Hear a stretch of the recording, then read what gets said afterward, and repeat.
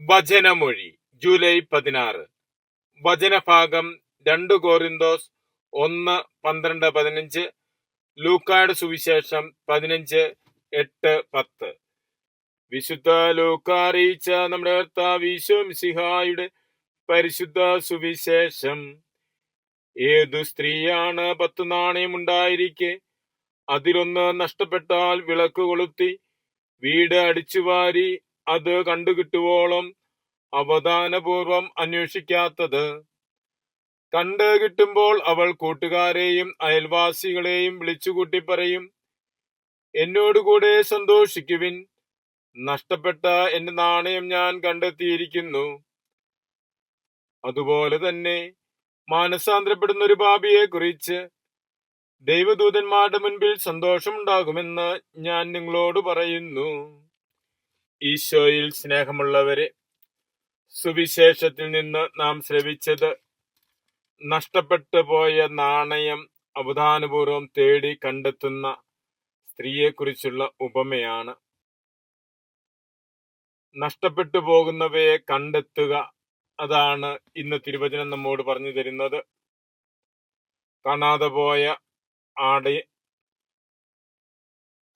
പോയ ആടിനെയും നഷ്ടപ്പെട്ടു പോയ പുത്രനെയും നാണയത്തെയും തിരിച്ചു കിട്ടുന്നതിൽ സന്തോഷിക്കുന്നത് പോലെ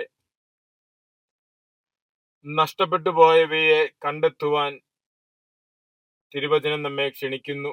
സ്വർഗോന്മുഖമായുള്ള നമ്മുടെ യാത്രയിൽ നമുക്കുണ്ടായിരിക്കേണ്ട ചില ഗുണങ്ങൾ, ചില നന്മകൾ, നമ്മുടെ ജീവിതത്തിലെ ചില പുണ്യങ്ങൾ നഷ്ടപ്പെട്ടു പോയിട്ടുണ്ടെങ്കിൽ, നാം കാത്തു സൂക്ഷിക്കേണ്ട ചില ബന്ധങ്ങൾ നഷ്ടപ്പെട്ടു പോയിട്ടുണ്ടെങ്കിൽ, അതിനെ കണ്ടെത്തുവാൻ, അത് പുനഃസ്ഥാപിക്കുവാൻ, അപ്രകാരം പുനഃസ്ഥാപിക്കുന്നതിലൂടെ ദൈവസന്നിധിയിൽ നമ്മെ പ്രതി സന്തോഷമുണ്ടാകുമെന്നാണ് തിരുവചനം പറയുന്നത്.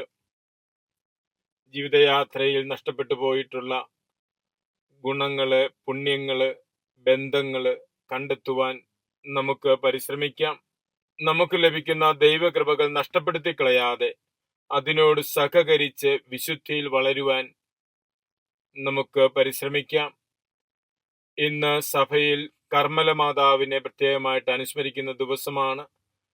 പരിശുദ്ധ അമ്മയുടെ മാധ്യസ്ഥം തേടിക്കൊണ്ട് നമ്മുടെ ജീവിതത്തെയും വിശുദ്ധിയിൽ നിലനിർത്തുവാനും ദൈവം നൽകുന്ന കൃപാവരങ്ങളോട് സഹകരിച്ച് ആത്മീയമായി വളരുവാനും നമുക്ക് ദൈവകൃപ പ്രാർത്ഥിക്കാം. മിശിഹ നമ്മെ അനുഗ്രഹിക്കട്ടെ. ആമേൻ.